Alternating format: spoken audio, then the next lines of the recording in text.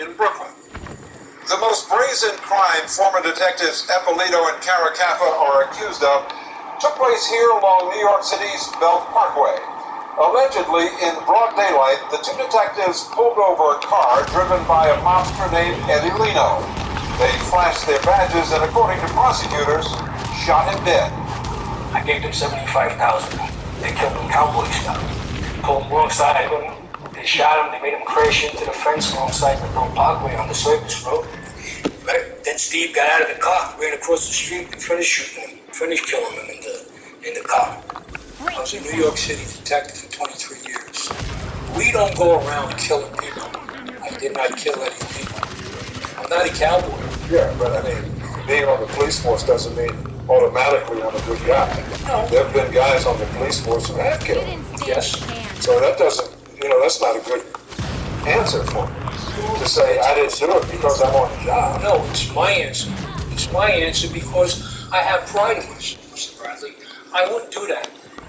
Put my life in jeopardy, my family, disgrace the badge, disgrace the city, take everything that I worked for, my whole life, and throw it away and kill somebody in the street like a cowboy?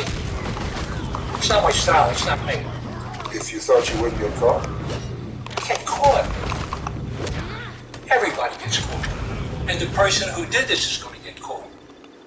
Caracappa says he's also speaking for his friend and co-defendant, Louis Eppolito, who declined our request for an interview. He's not the monster that the newspapers portrayed him to be. We'll put up the evidence to show that we couldn't have done these crimes. We just couldn't have done them. But prosecutors say Stephen Caracappa left a paper trail, key piece of evidence, proving he used his position to access police department computers. Nicholas Guido through the computer. Then a month later, Nicholas Guido, an innocent man, was killed, shot to death. I don't know if it's a coincidence, but if I did anything and I had to run a name, it's down on paper and it's not why I did it. And who you did it for? Yeah, who I did it for. And I definitely didn't do it for any wise guy.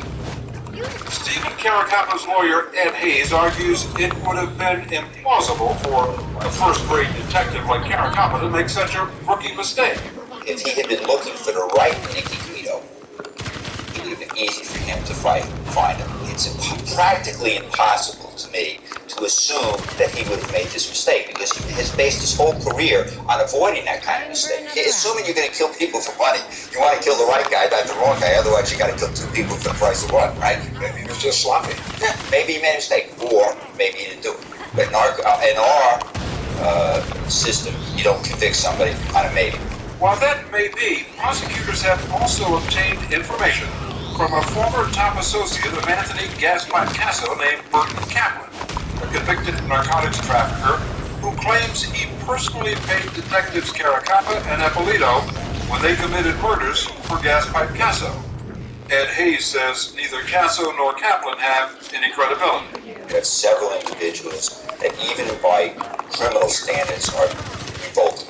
And I think that they saw this as an opportunity to make a plan where they could get special treatment and get out of jail. And in fact, Burt Kaplan, who's a major drug dealer, a super large money launderer, has gotten out of jail because of making these accusations. So you think you're being frank? Mr. Bradley, I don't think it. I know it. And Stephen Caracappa says he has a good idea why he was implicated in the first place. His relationship with Louis Eppolito, who came from a family of mobsters, and wrote a book about it. Mafia Cop, the story of an honest cop whose family was the mob. In the book, Eppolito brags about socializing with mobsters and torturing suspects when he was on the job. Do you ever worry that somebody on the jury might know of that book and say, well, if he did those things, it might not be that much of a leap to kill somebody for the mafia, and that you get lumped into that guilt by association? It could be, but if you knew Louis Eppolito when you spoke to Louis Eppolito... And that's the end. For fuck's sakes. He could have done that to anybody. It just so happened it was me. He could have done it to you. He could have done it to anybody sitting here. We're talking on this path right here. That eyewitness who testified against Gibbs was a former Marine, Peter Mitchell. In 1986, Mitchell saw a man dumping a woman's body along this road in Brooklyn. He gave a description of the suspect to Eppolito, who was on the scene investigating the murder.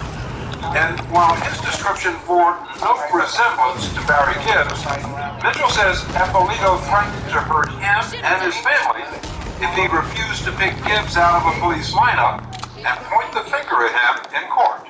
When you testified against him, Barry Gibbs, you knew that you were lying. Yes, I did. You knew that your testimony would put him in prison. Yeah, but you know what? I don't want this cop after me. I don't want this cop after me. How could you do that? How can I do that?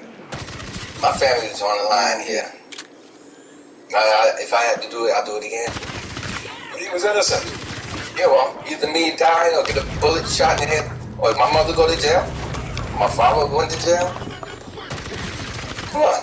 So you thought if you didn't finger Barry Gibbs, you'd be dead. I'll be dead. Cause I did. As for Barry Gibbs, he would still be in prison today if prosecutors hadn't stumbled across his case file last spring during a search of Louis Eppolito's home.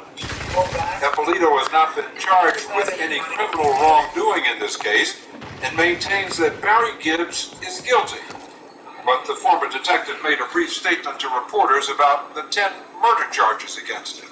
I was a very highly decorated cop. I worked very hard my whole life, and I just want the people to know that I'm not the person that they're portraying me.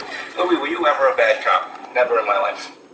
The question for the jury in this case, which goes to trial next month, is, did two decorated police officers cross the thin blue line and become hitmen for the mafia? You must know that if you get convicted on even one of these murder charges, you'll go down in history as one of the most corrupt cops in the history of the department.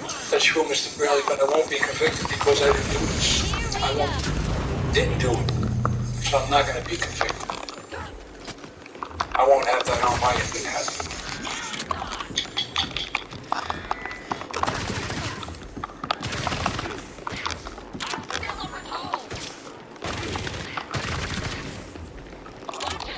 What the fuck is wrong with this damn controller? Shit.